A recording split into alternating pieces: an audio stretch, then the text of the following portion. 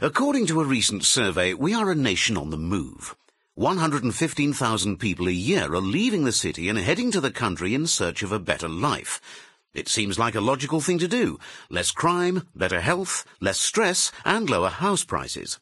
6 years ago, Lucy Beck, a 41-year-old IT consultant, made a life-changing decision and moved from a flat on a busy road in town to a house with 4 acres of land in the middle of the country. Hello, Lucy. Hi. So what did your friends think when you told them you were moving? They all thought I was mad.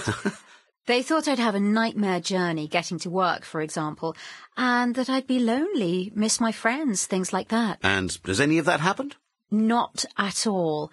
I made an arrangement with my company to work from home more, so I only have to go into the office once a week. And my friends come and stay with me at weekends, so in many ways I see them more often. Besides, I've made friends with the locals in the village here, and it's great. I mean, it's one of the benefits I hadn't expected. I'd always thought about the obvious things, such as beautiful countryside and a better standard of living. But one of the things I value most is the fact that the village seems to keep hold of the traditional values in life. We all try to help each other as much as we can.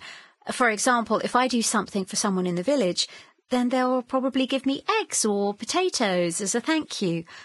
I certainly never had that when I lived in town. Well, there must be some disadvantages, though. The downside? Well, in the early days, I had a few problems. I wasn't on mains electricity, and there were a lot of power cuts. Also, at that time, the local shop didn't open on Sunday, and the pub doesn't serve food, so I had to learn to be much more organised than before. When I lived in town, if I hadn't had time to go shopping, I just used to order a takeaway or go out to eat, but that's not an option these days. Anything else?